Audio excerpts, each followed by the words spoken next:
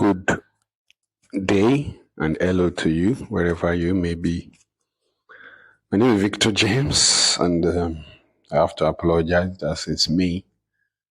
June has passed, July has passed, August too, and now September too, and I've not been on this space. I think I promised somebody to this week on Sunday who asked me that it's been a while that they listened to my podcast, and I also had to, well, apologize to them and promise that I will do something this week. The truth is, if I wanted to talk on anything every day, every single day, I would see things to talk about. But I don't know why. It seems like when I have so many things to say, most times I don't say anything, even in real life conversations. And when I have too many things to write about, I end up not writing anything. When I have many things that I'm thinking about and I want to talk about, I end up not seeing anything at all. But I'm trying to break free from that cycle, and I believe it starts with this podcast too. So welcome back, and welcome back. For those who have been listening, very grateful. For those who may comment on social media or personally to me, I'm very grateful. It's one of those comments that inspired me to be here again, and I want to believe that the point of this podcast in the first place is to, has always been to just share wisdom, share thoughts, not necessarily wisdom, just share my thoughts and my perspective and what I have adjudged to be wisdom. Of course, one thing about information, knowledge, and wisdom is possibly time can decide whether they indeed turn out to be wisdom or mistakes. But that's a podcast for another day. Or maybe we should talk about that today. Well, are there really mistakes? Are there really mistakes? Are there really regrets? I had a elongated conversation with a group of persons that belong to my book club, I think 2 weeks ago. And we shared experiences and thoughts on that matter of actions, mistakes, and regret. So I think the overall absorption, the overall conclusion after that rich discussion was that, somebody stood up and wanted to define mistakes and then use the word that it would be unintentional. That it's an unintentional decision or a decision that was made that caused unintentional complications. So I took the young man up on that word, not unintentional. And I said, can mistakes be intentional? So that dragged us to, almost 1 hour of discussion. So if you have lived I used to tell people, I think I said it once, that if you have lived to 25, it is possible, which it was for me. At 25, I actually looked back on the 25 years that I have lived. At that time, I had lived then, and I concluded that I didn't have any regret, that everything was okay, that I've largely made great decisions. And things that haven't gone my way, they were not by my own design. So I couldn't say they were my mistakes. But how many years has passed now? Since then, I have now made mistakes and I now have regrets. Well, is it in the plural or singular? The matter, the art of this matter is to recognize what is a mistake in the first place. I'm sorry if this seems like a ramble, but I'm sure my thoughts will align soon, and I'm going somewhere, and I hope and believe that you would be able to see something tangible from this course or monologue. So there are three things. There is a mistake, then there is a regret, and then there is fear. I will first of all go through them on the surface. So we have mistakes, that is, you did something that you felt that you shouldn't have done. Then what follows after is regret. So you now look back at that mistake, that action, that decision, and then you said, I shouldn't have done this. So you feel some hurt and pain in your heart that I shouldn't have done this. I shouldn't have done this. If you stay long enough or too long on that regret, the next time when you want to make a decision, fear creeping. Because you will not wonder, I made this decision, then I hope this is not a mistake again. Then you hesitate. Hesitation can be good. Hesitation helps you to make intentional decisions. For example, if you want to cross a very busy road, very wide, busy road, you will be intentional in crossing it. But of course, if you want to cross, if you want to cross a road that is in front of a very quiet area, you just maybe just be holding out your phone, reading on over, and you cross it. That's not intentional decision. But when you have the hesitation, that helps you to dwell and think and rethink. Am I making the right decision here? But hesitation, even though it's good because it will help you to add more value to the decision you made, because that means that someone asks you, like often people would ask, have you thought about it? That's a very wise question to ask. Then you'll be able to say, yes, I have thought about it. And even despite my thinking, possibly for weeks, this is the decision I have come to. It is like an insulation that protects you in hindsight. Some time later, it can be some years later. If someone asks you, say that I thought about it, I really, really, really, really thought about it, and I arrived at this decision. So let's go back to action that created the mistake. The mistake accumulated to regret, and then regret become fear. There are areas of life where this can come up, and I would share mine. One, so I did my master's degree in my first school. The school I graduated from, where I did my first degree, University of Benin. When I finished from Uniben, University of Benin, I actually decided that I wasn't going to go back because the department, the school itself, and the particular department where I attended, there were too many wrongdoings that I felt, and too many things that were not right, to put it mildly.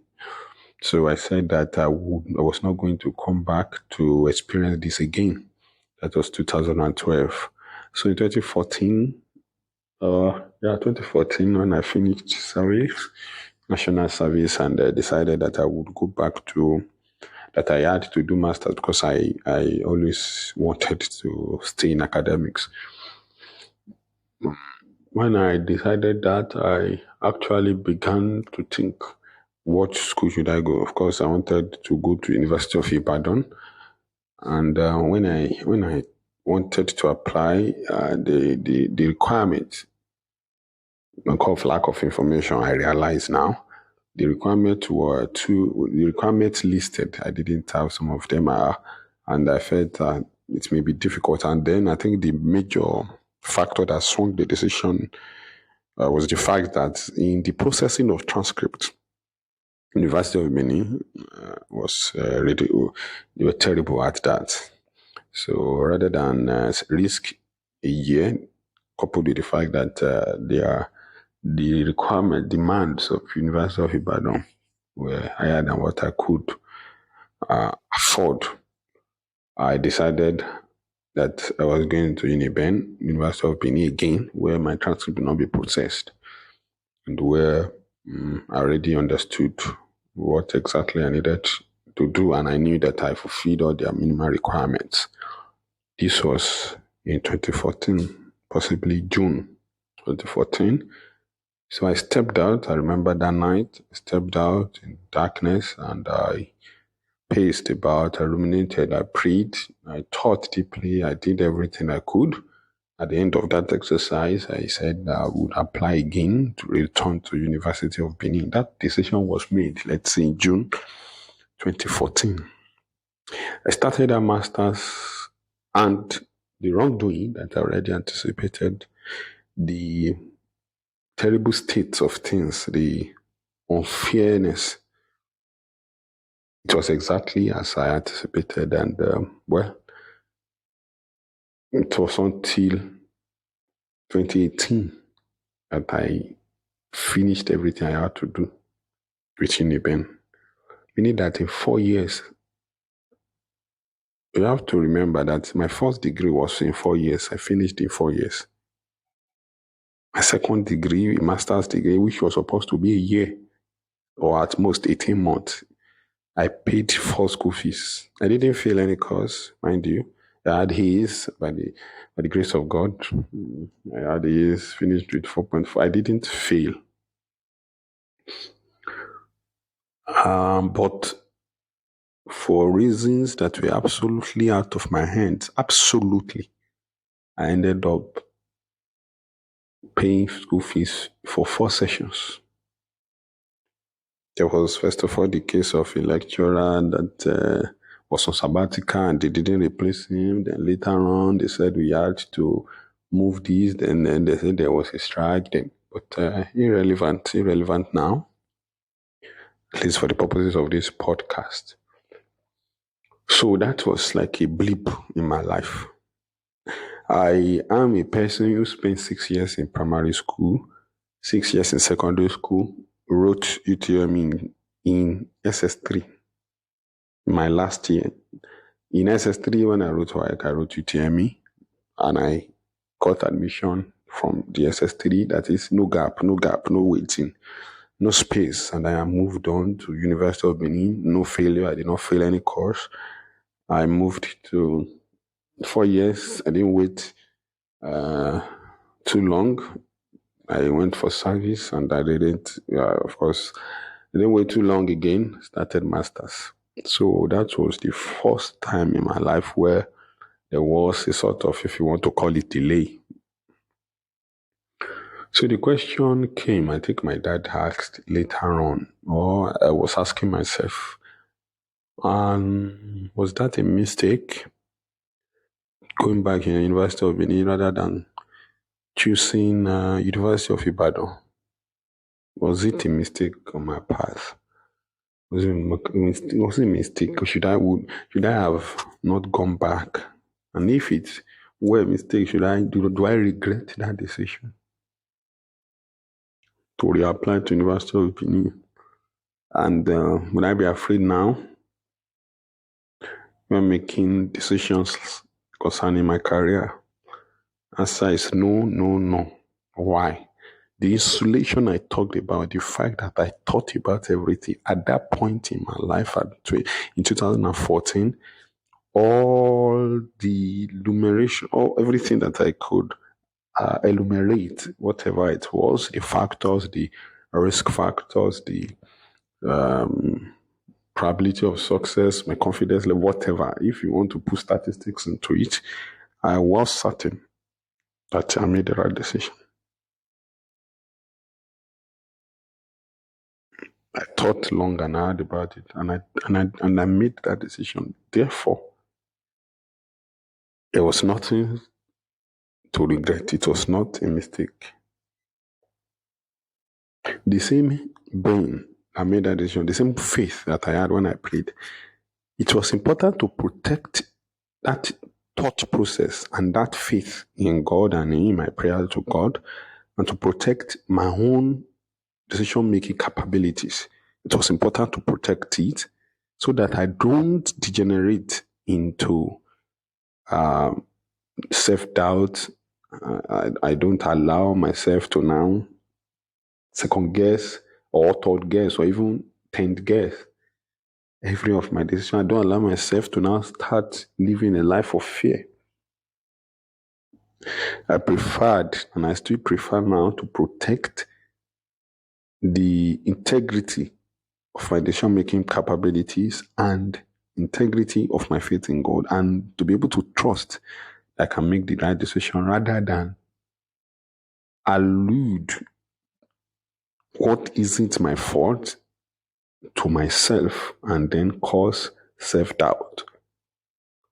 I have enough fear. The world has enough fear. This country has enough fear as it is, without me now accumulating reasons, excuses, and failures that are not mine unto myself. It was not mine. It was the blame of that school. It is important. I've always said it's important. It is important to take. If you don't get anything yet from everything I'm talking about, please get this. It is important to allot and apportion your own blame to yourself and not more. It's important to accept what is your own fault, but not accumulate what is in fact the fault of other people. If you have a part to play in it, even if, let's say, life is not very clear cut. It's not theoretical, it's practical, it's reality. So sometimes three persons might be responsible for a bad decision.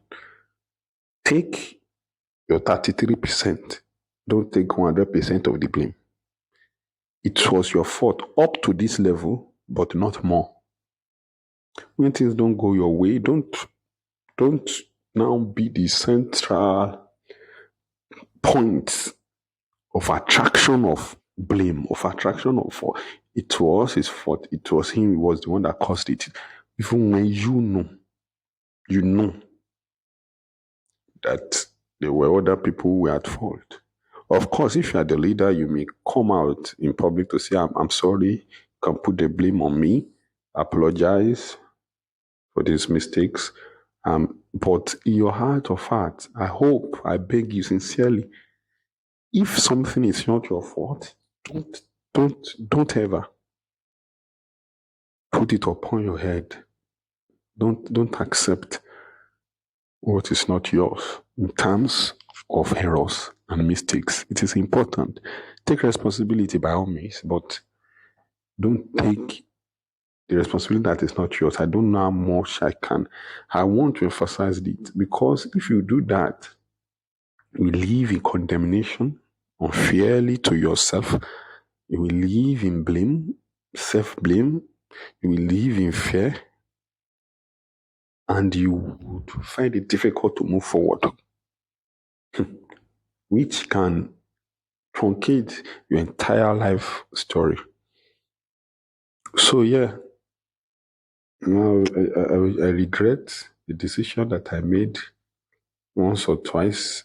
But looking back now, and I'm sure even at 90 years old, I would still know that I should not have done that. I would know. That's a fact. It's not a decision that is time bound. It's a decision that is everlasting. It's not time bound that you say, okay, maybe it wasn't wise before, maybe it will become wise sometime down the line. No, it was not wise then, and it won't be wise in the future. So I know it was a great mistake on my part. Do I regret that decision? Yes, I do. But I have done my best. I have done everything I could to make up for it. If there are apologies that are needed to be tendered, tender them. If there are promises that are needed to be made, make them. If there are punishments that were handed out, by all means, accept them. Whatever punishment that you reaped from that mistake, that regret, accept the responsibility, accept the punishment. But once that is done, I'm not talking now from a place of pain. Oh, no. once you have accepted the responsibility, you have to put it behind you. You are a human being. You must put it behind you. Or else your life may be at a standstill and you may not be able to move forward. I read of the words of Charles Spurgeon some days ago, was it? Yeah. So he said that even for God, who died because of Jesus Christ died for what I did, a mistake, a sinful lifestyle, a decision, a string of bad behaviors and habits that I adopted in my life. So Jesus died. Now that I am saved, now that I have embraced the love of Christ and I believe that I'm a new creature, now that I have been forgiven. He said the only reason why you will look back, of course, every night you will look back to the things you may do, you have done before. But they are in the past, don't forget. You are just sorry that I should not have done this, but it take not away from the joy you have now that you are saved. That is the sum of everything. So going forward, we have talked everything we have talked about now. They are a matter of what happened behind us in the past, some years ago, some weeks ago, yesterday, but they are in the past. Of course, the responsibility, the punishment, the scar is possible that they are still with us, but it is the way life is, it's the way we live. It's not abnormal. Yes, you can't now begin to think maybe, no, it's not. It's the way it is. You can't say it's unfair that you are living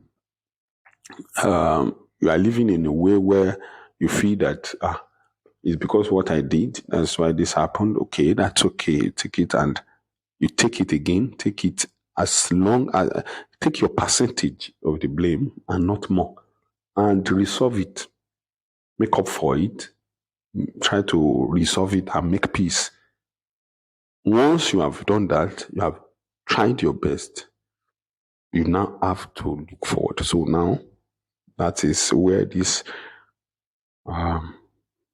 podcast would end. When you are looking forward, there are ways to look forward without looking too much into the rearview mirror. Ask everybody who drives. One of the things they will tell you, one of the ways to lose control of the steering wheel is to keep looking backward. If you are too focused, I learned that quickly when I started to drive. If you are too focused on what is happening behind you, you look at the rearview mirror, you look at the side mirror. You are looking at, I hope this person will not hit me. You won't know the time when your car will derail and fall into a ditch, veer off the road. It's the same thing with life. You cannot afford to be stuck behind you. I don't know the grave sin that you have committed or wrong that you have done or big mistake that you have made. You must pay the dues and look forward. You must try your best to look forward. So when you make an action, a decision, and you felt it's a mistake and you try your best to make up for it, don't let fear come in. When I wanted to decide after that master's degree matter of where should I do PhD, it was the same way I decided the master's. I thought, I prayed. The same night, the same darkness, I believe, the same person, the same place, in fact, years later that I went to again to try and find out the right path, that the right decision that I should make. And it turned out, I believe it turned out when I wanted to move away from the PhD to when I wanted to say, okay, before COVID and then after COVID, it was a great time in the life of man, in the life of humanity as a whole. So when COVID passed and I felt that, okay, I needed to pause this PhD, I made the decision again, and so far so good. I'm happy. I'm grateful for the decision. You are a human being. You are limited. You are fallible. God is infallible. Every time I've made a decision in my life, I have talked to God about them. I've talked to God about my mistake. I've talked to God about my wisdom, the ones that were right, the decisions that were right. I've thanked them for it.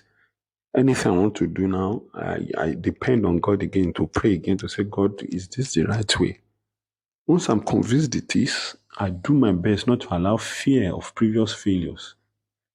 I know people now who cannot make a move concerning relationship just because they had fallen and failed and be broken so many times in the past. But I beg you, you don't have a choice.